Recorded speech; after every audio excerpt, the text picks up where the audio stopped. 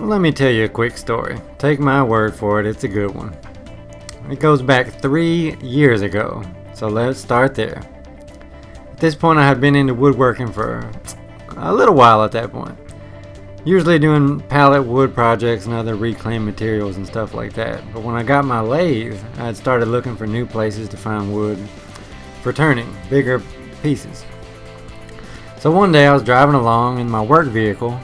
I saw a tree service cutting down this massive tree in someone's front yard. So I pulled over and asked the first guy I saw standing there, what he's going to do with all that wood.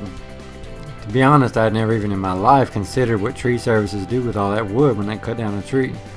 They landfill it, burn it. Anyways, I asked the guy and he said that with this particular tree, he was taking it home and cutting it up as firewood for that winter. So I told him I was just checking because I was getting into wood turning, and this guy gave me his cell phone number, told me to call him that weekend, come on out to his house, he'd hook me up with whatever pieces I wanted. Sounds pretty good, right? Anyways, that weekend I called the guy and he gave me directions out to his place. This is where it starts getting pretty interesting. I drove out to this dude's house, all the way out in the sticks. I mean, way out there in the middle of nowhere. Which is just a tad bit creepy, you know what I mean? Go to a stranger's house like a million miles out in the country. Anyways, I get there and this guy's property is like covered in downed trees. Like a million trees that his tree services cut down. Trees all over the place. It's pretty cool looking, but in that certain kind of way that's like a scene from the movie Deliverance. Seriously, this place was so creepy it made Deliverance look like a Disney movie.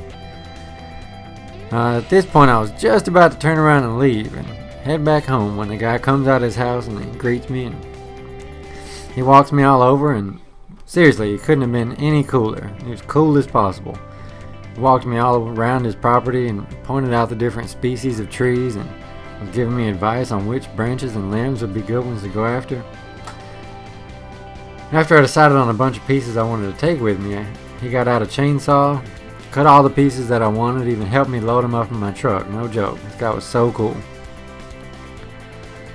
So at this point I was trying to make a smooth exit, and in conversation I just said that I wish I could get a slab of the trunk of this big old tree we were standing right beside.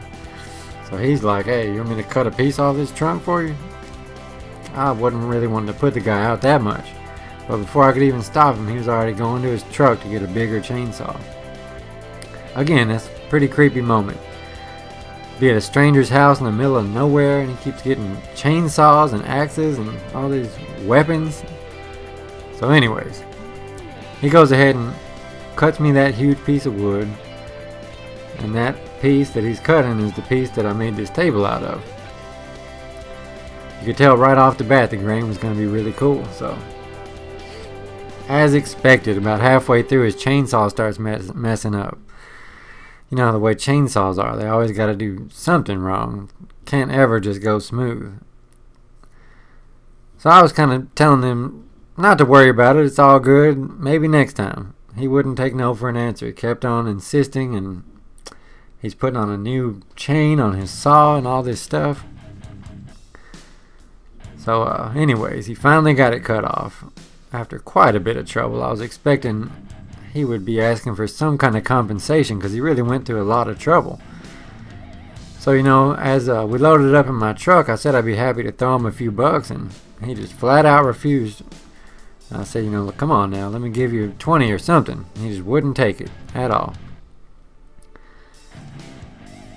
So finally, he said if I insisted on wanting to give him something, he said that I could, after I got comfortable on the lathe, maybe turn him a baseball bat, if I wanted to. So how cool is that? This guy's asking for a baseball bat for all this wood and all this trouble he went to. So anyways, we went back to his wood pile and found the perfect piece that would just be the perfect piece for a bat. And sure enough, several weeks later I finished him up that bat and drove it back out there to him. Really cool guy. I can't say enough kind words about him. Anyways, at that point in time I really had no idea what I was doing. I made a sled for my router and planed the slab flat. After I researched it a little bit and learned on the topic, some people say you need to give wood roughly about a year for each inch of thickness for a slab to dry out. Which brings me to this point in time, 3 years later. It's almost exactly a 3-inch thick slab.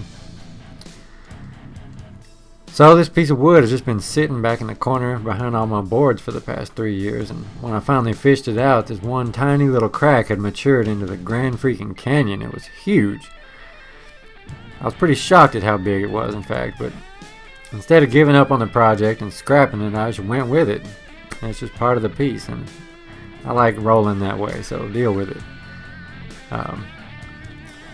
You know, eventually I just put a few butterfly keys and bow ties, whatever you want to call them, in all the cracks, and put a bit of epoxy in some of the really small cracks and sanded it all smooth. I went back to the router slab and smoothed the bottom and then the top again, and then sanded some more. It's quite the laborious process on this one, but totally worth it in the end. It's certainly my favorite piece that I've made to date, if I may say so myself. For the base, I decided to go with cedar because I was initially thinking about this being an outdoor table. And anyways, the cedar ended up really complementing the grain of the slab. It was just perfect. Total luck, to be honest with you. For the style, I wanted to try this style for a little while now. It's I think it's called an X-frame farmhouse table, but it's a little bit different than most. I got the inspiration from a kitchen table on the Modern Builds YouTube channel a little while back. Anyways, that's about it for this one. Thank you so much for watching. Please subscribe and thumbs up and all that jazz. Leave me some words of wisdom in the comments down below. Hopefully you like this one. Anyways, take care, and I'll see you on the flip side. Peace.